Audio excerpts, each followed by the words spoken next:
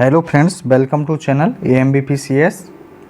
संविधान के अंतर्गत जो सीरीज चल रही है उसमें आज का जो प्रमुख टॉपिक है जिसका नाम है अनुसूचित एवं जनजातीय क्षेत्र। यह टॉपिक महत्वपूर्ण है। तो उसमें सर्वप्रथम देखते हैं कि जो अनुसूचित एवं जनजातीय क्षेत्र हैं इनका उल्लेख संविधान के भाग 10 में मिलता है। जबकि संविधान में कुल कितने भाग हैं, तो 22 भाग हैं। जबकि संशोधित भागों को देखा जाए तो इस संशोधित भागों को मिलाकर इनकी संख्या 25 हो जाती है। तो याद रखना है कि इसी में जो संविधान का भाग 10 है इसमें उल्लेख मिलता है अनुच्छेद 244 में। जबकि अनुसूचित एवं जनजातीय क्षेत्र को देखा जाए तो 2 अनुसूचियां हैं जिसमें इनका उल्लेख मिलता है। एक संविधान की 5वीं अनुसूची है जो बताती है कि इसमें SC और ST क्षेत्र के बारे में विशेष प्रावधान है। जबकि संविधान की 6ठी अनुसूची में क्या उल्लेख मिलता है, असम, मेघालय, मिजोरम, त्रिपुरा की जनजातियां हैं, इनके लिए विशेष प्रावधान मिलता है। तो याद रखिएगा कि जो भाग है वह 10 है। जबकि 2 अनुसूचियां हैं, एक तो 5वीं अनुसूची है और जबकि 6ठी अनुसूची में भी इनका उल्लेख मिलता है। इसके साथ देखते हैं कि जो 5वीं अनुसूची है इसमें क्या प्रावधान किए गए हैं जनजातियों के लिए।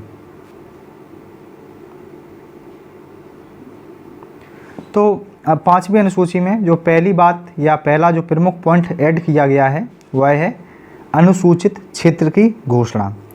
तो राष्ट्रपति किसी भी क्षेत्र में अनुसूचित क्षेत्र को घोषित कर सकता है। तो याद रखिएगा, वेरी इंपॉर्टेंट पॉइंट है। कई बार ये PYQ में आया है कि जो राष्ट्रपति है किसी भी क्षेत्र को अनुसूचित क्षेत्र घोषित कर सकता है, लेकिन ऐसा करने से पहले उसे राज्यपाल से परामर्श लेना होगा क्योंकि यह क्षेत्र किसी न किसी राज्य का हिस्सा होगा।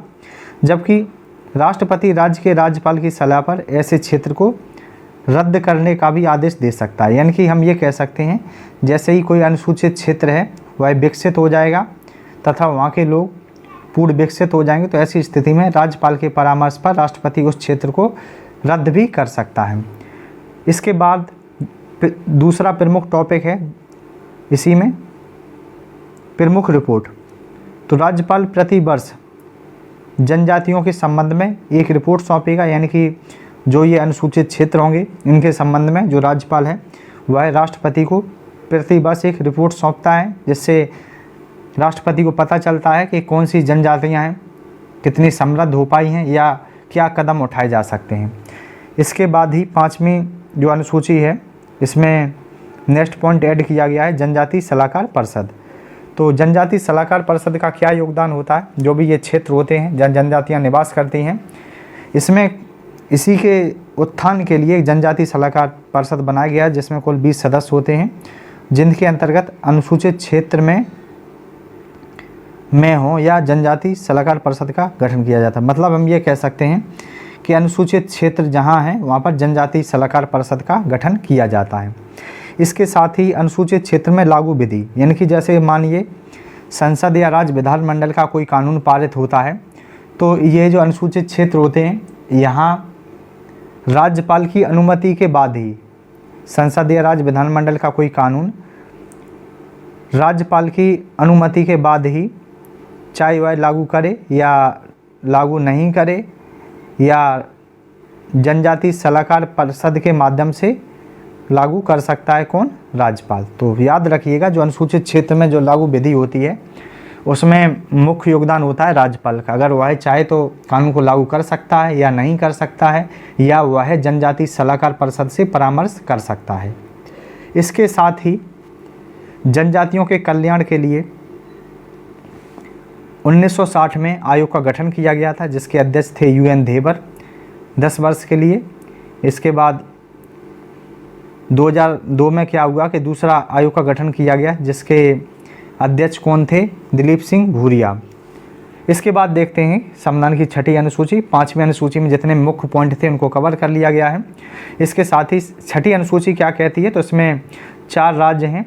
याद रखिएगा जो 4 राज्य हैं इनके विशेष प्रावधान का उल्लेख मिलता है, जैसे असम, मेघालय, मिजोरम, त्रिपुरा की जनजातियों के लिए विशेष प्रावधान।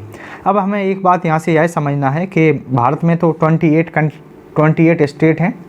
तो जब ये 28 जो स्टेट हैं तो इन्हीं में 4 राज्यों के लिए ही विशेष प्रावधान क्यों हैं? क्योंकि जनजातियाँ तो कई राज्यों में निवास करती हैं, तो इसके लिए ये प्रावधान जो 4 राज्यों के लिए किए गए हैं, इसके लिए इसके विशेष कारण हैं। सर्वप्रथम याद रखना है कि जो यहाँ की जनजातियाँ हैं वो आज भी जंगलों में निवास करती हैं, जबकि अन्य राज्यों में देखा जाए तो जनजातियाँ समृद्ध हो चुकी हैं, एजुकेशन का उनका स्तर बढ़ चुका है। जबकि इन 4 राज्यों की जो जनजातियाँ हैं वो आज भी जंगलों में निवास करती हैं। उनका जो कल्चर है, इनकी संस्कृति वह अलग है, उनकी बोलचाल की भाषा है, उनकी वह भिन्न है, जबकि यहाँ की जनजातियाँ आज भी रीति रिवाज इनकी कल्चर से जुड़ी हुई हैं। तथा इसी के लिए यहाँ पर जनजातीय क्षेत्र का निर्माण भी किया गया है। जो ये प्रमुख राज्य हैं, यहाँ पर जो अनुसूचित जो ज़िले हैं या स्वशासित क्षेत्र हैं, या यहाँ पर जनजातीय क्षेत्र का भी निर्माण किया गया है। तो सर्वप्रथम याद रखना होगा ये जो 4 राज्य हैं, असम की अगर बात की जाएगी तो यहाँ पर 3 प्रमुख यहाँ के ज़िले हैं। एक तो उत्तरी कछार है, याद रखिएगा असम का जनजातीय क्षेत्र कौन सा है, उत्तरी कछार है। कार्बी आंगलोंग ज़िला है, कार्बी आंगलांग, और तीसरा जो ज़िला है जिसका नाम है बोडोलैंड। तो असम के जो जनजातीय क्षेत्र कौन कौन से हैं? उत्तरी कछार, कार्बी आंगलांग और बोडोलैंड। जबकि मेघालय के जो प्रमुख ज़िले हैं, खासी, जयंतिया, गारो ज़िला है। त्रिपुरा का जनजातीय क्षेत्र है प्रमुख ज़िला। जबकि मिजोरम का जनजातीय क्षेत्र कौन से हैं? चकमा, मारा, लाई ज़िला। यह लेक्चर कंप्लीट कर लिया गया है। अगर लेक्चर पसंद आता है तो चैनल को सब्सक्राइब करें।